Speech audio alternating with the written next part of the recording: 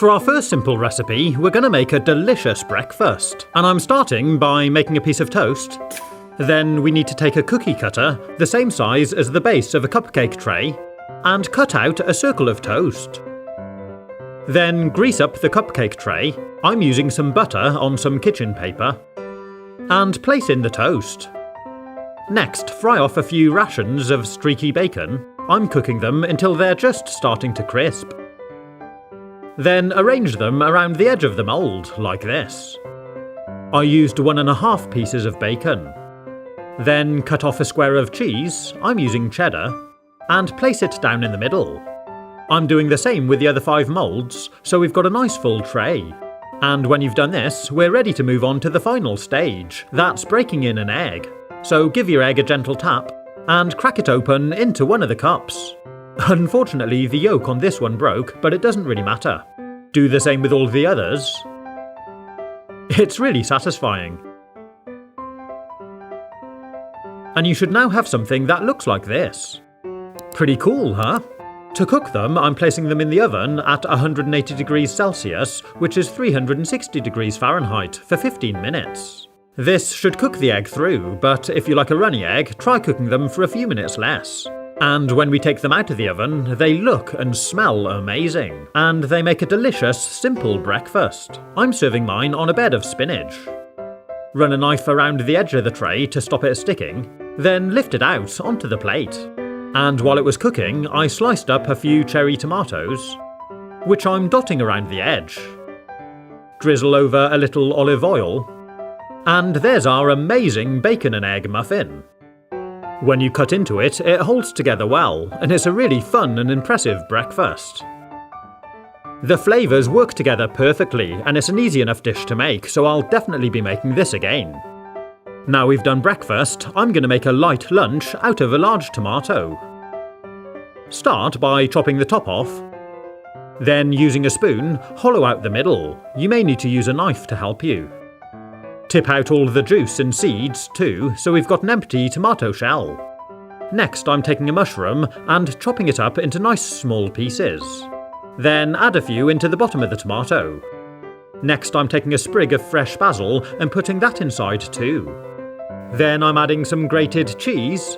This is going to melt inside and add to the delicious flavours. And when we've got to this stage, it's ready to place into a baking tray. I'm making 3 altogether. And when they're safely sat on a tray, it's time to add in our eggs. So give one a tap, same as before, and crack it open into the tomato. It fills it up nicely. Then do the same with the other 2. You can see why we really do need to start with a big tomato to make these. And when you've done all 3, you can place them in the oven. I'm baking these for 25 minutes at 180 degrees Celsius, which is 360 degrees Fahrenheit. And they're looking great. These make a delicious light lunch, or you could have them as part of a main meal. I'm sprinkling over a little bit more grated cheese, which melts because it's still so hot. And I'm finishing it off with some chopped up basil. And it's ready to eat. You can see the beautiful cooked egg on top. And if we cut into it, you get a really amazing mix of flavours. It's a delicious thing.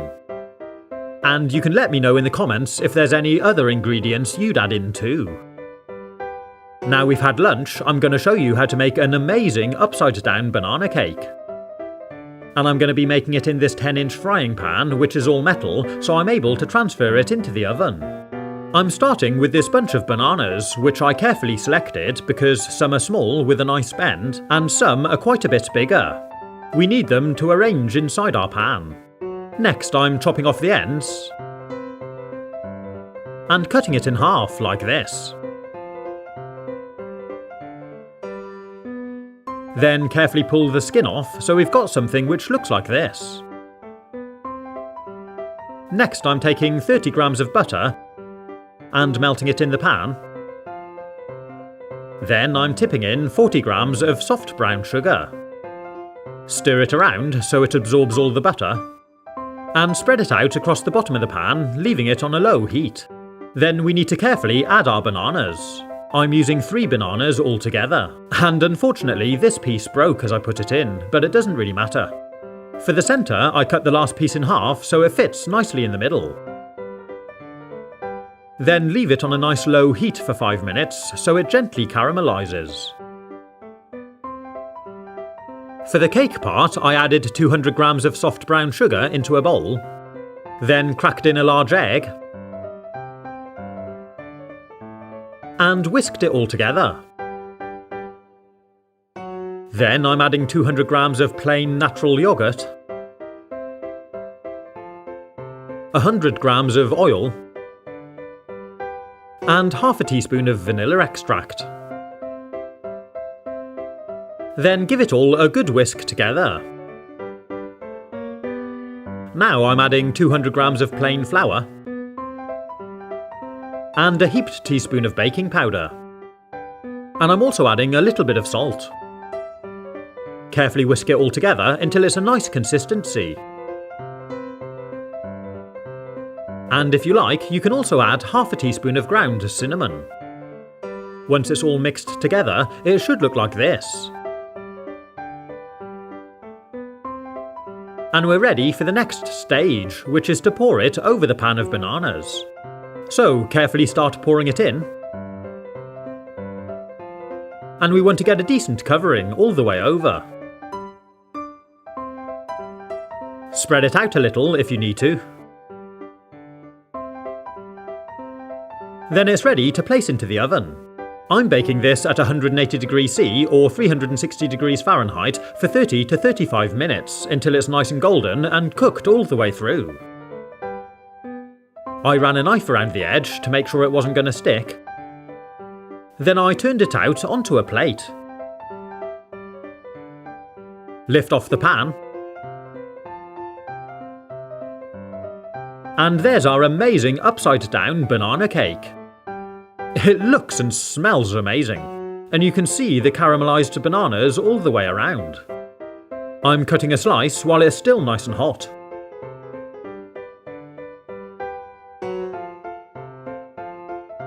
And I'm going to serve it with a scoop of ice cream. It melts quickly while it's sat on top. And it really does taste amazing. There's some delicious flavours going on, and I'll definitely be going back for more. It's really nice hot, or even cold. And if we take a closer look, you can really see the caramelised bananas across the top. You could try serving it up with custard. If you've enjoyed this video, you might like to take a look at some of my others. Have fun, stay safe, and as always, thanks for watching.